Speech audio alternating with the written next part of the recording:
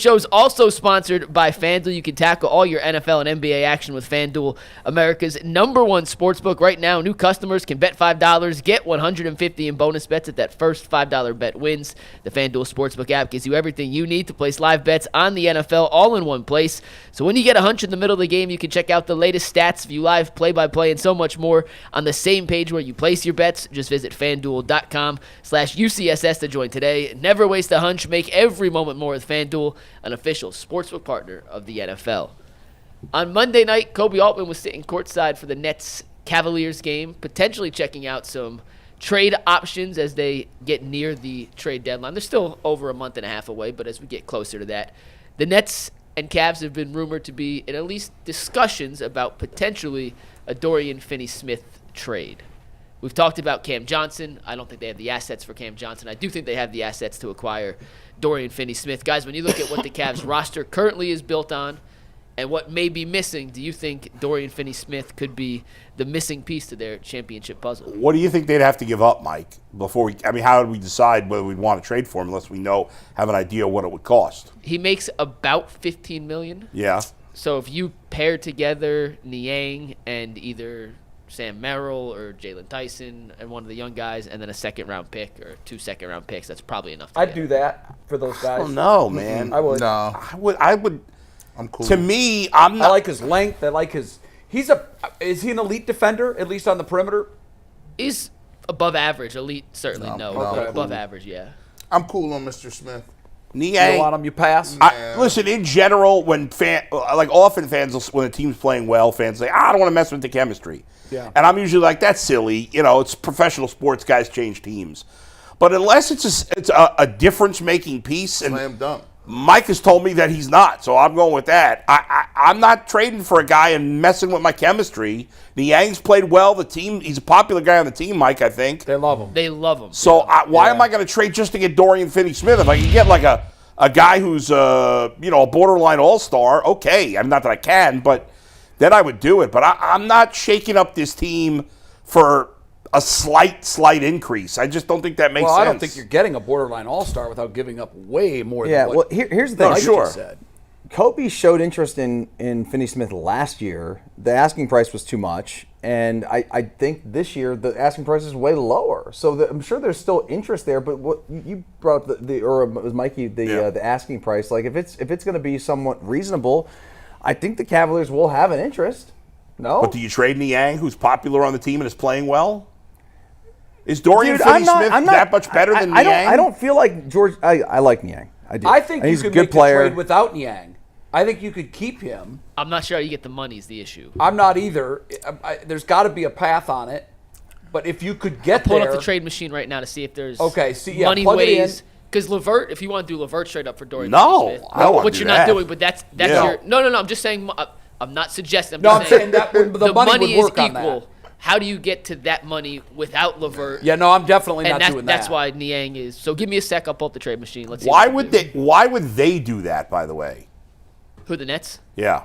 Well, they just traded Dennis Schroder to the Golden State Warriors for 4 second-round picks. They're essentially they're building over. They're tearing it down. Yeah, all right. So they just want second-round picks. All right. I mean, they want more than that, but in I today's day and age of the NBA with the second apron and all the apron things, second-round picks have more value than they've ever had before. I'm only moving. Let's see. Give me Cam Johnson. We can talk about it. But yeah, but we don't have anything to give them. But look, if they listen, they're already selling.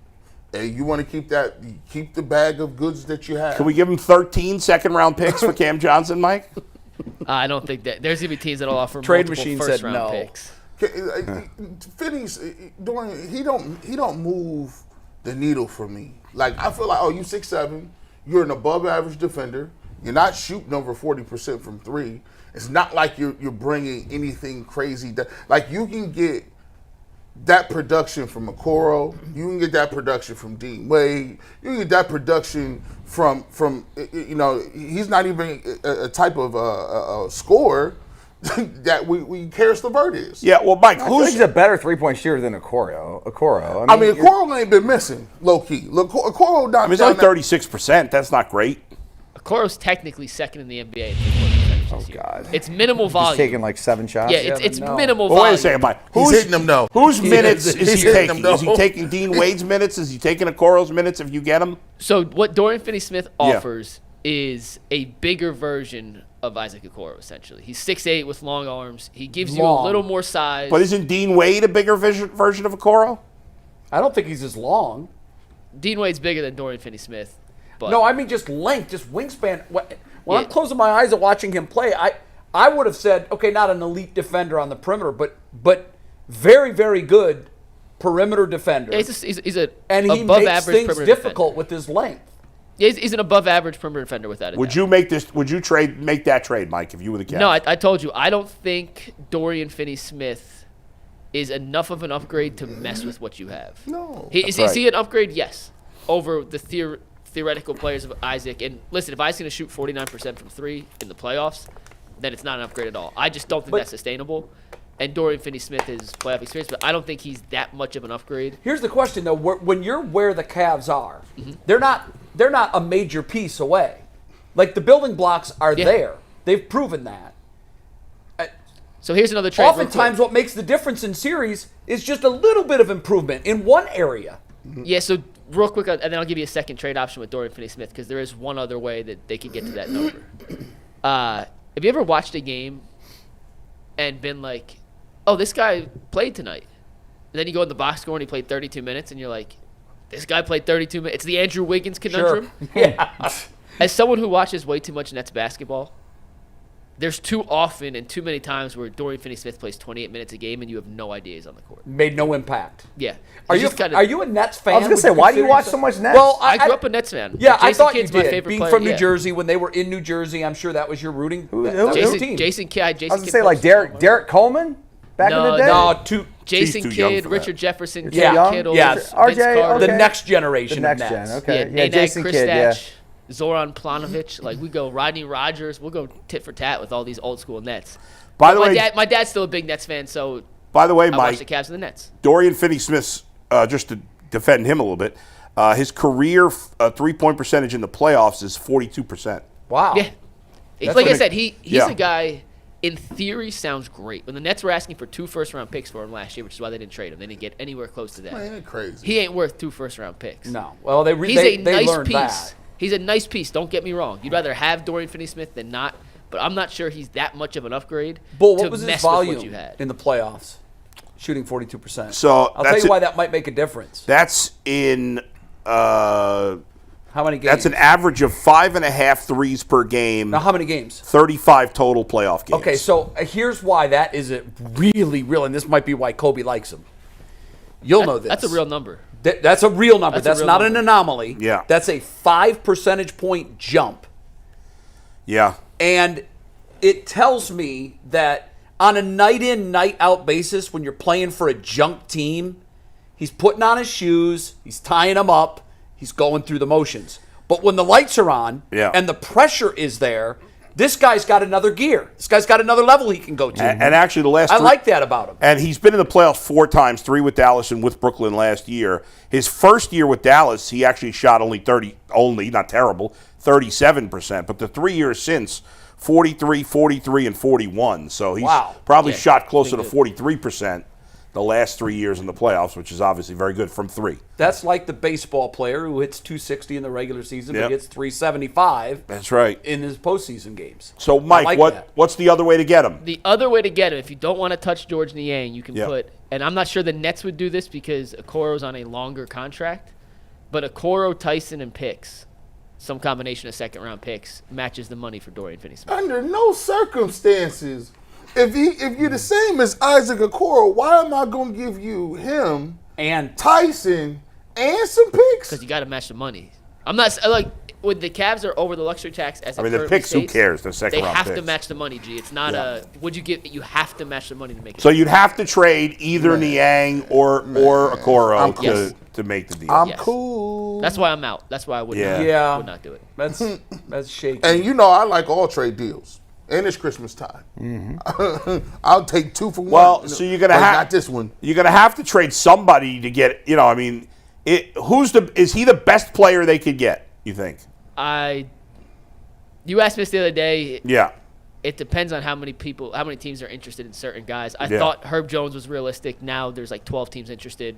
They don't have the assets if it's an orange race. So they're going So maybe. But there's one other thing I want to mention, and then I want to get to the last topic, so we'll finish this. But when you look at the Cavs rotation right now, they still have not added Max Strus to the rotation. When Strus comes in, he's taking minutes from some of these guys. So Yep. some of the guys who are playing legitimate 18 to 23 minutes a game right now are not going to be playing 18 to 23 minutes come when Max Strus is back, and the rotation's going to go from 10-11 to probably 8-9 in the playoffs. If you think Finney-Smith can be one of those 8 or 9, the deal makes sense. I'm not positive he fits into your top 8 or 9, which is why I personally would not make the deal. Yeah, because once the playoff rotation comes around, if you're not going if that he's deep, not in it, why make the then, move? then And yeah, that you're is doing this for April, May, and June. Exactly. You're So not if doing you it think for- Finney-Smith would be in your top 8 or 9, I understand it. I Right. personally don't.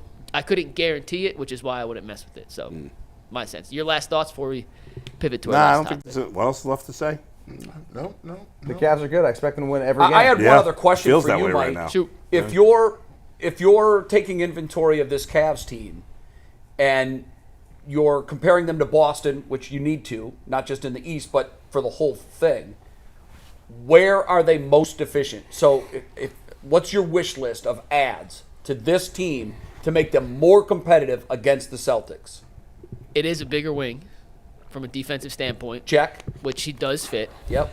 And that's really, I mean, you want more depth in the front court. I don't trust Tristan Thompson as your backup big and in the playoffs. Yeah, It'll that most could likely become be an Dean issue. I Wade thought that / too. Niang, one of those two. Yep. And we saw what Niang did in the playoffs last year. Terrible last year in the playoffs. He was much better this year, but Terrible. in the playoffs was unplayable. And Yep. Dean Wade, will he be healthy? I have no idea. Yeah, I so know. to be honest with you, I was having a conversation with someone who we have good basketball. I always remember conversations. when Kirby Smart lost the national championship game to Alabama, I think it was. Yeah, Tua.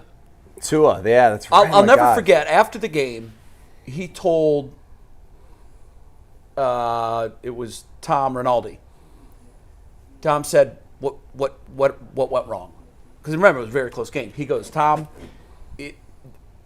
we lost this game by inches, in a couple of different big spots. That's heartbreaking today. But the good news moving forward is those inches to improve are everywhere. Everywhere. On the line. You're like Al Pacino over here in Any Given Sunday. Kind of. Inches are everywhere. Yeah, and basically, like if you look at their arc, and when they won, they made up those inches. That's it. That's it. So you've got to ask yourself, if you're the Cavaliers, how are we going to get over the Boston Celtics? What do we currently not have that we will need to get over the Boston Celtics? And you also know that your window, sometimes it might appear to be like, oh, this is a 4-year window. That's not always the case. So you know when you're in the window, you go for it and make the moves that you think will make the difference to get those inches to get that title. Right. So I don't know. I do think that they could use a bigger wing. I think he does check that box. But then you have to ask yourself what you lose in Niang. I will say this. Niang was a pig in the playoffs last year. I didn't recognize him. Can I ask a question? Or, do we have to make a move? Do we not? no. I mean, the question I have is what I'm seeing looks damn good. We're 1-1 not- versus Boston, right? Yeah, I'm not touching anything until we see Strus come back. Yeah, I want that's to a see how good Strus fits point. in. I'm not doing anything. Now, our one win against Boston came when they were missing 2 significant pieces. And we But still the didn't have loss Strus. to the Celtics, the Cavs were missing 3 of their top bench players. I know Yeah. it's not the same as Celtics were missing 2 starters.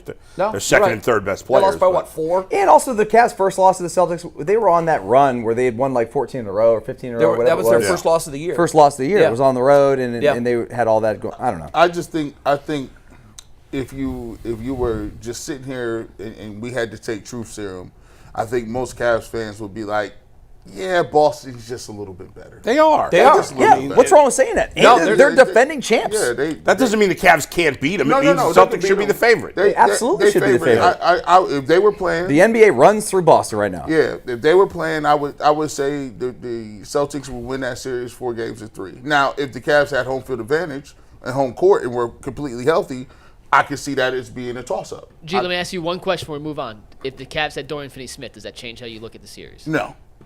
And that's kind of where I was getting to with the whole thing. I just don't think he's a game changer that changes how you look at the big picture ceiling of the Cavs.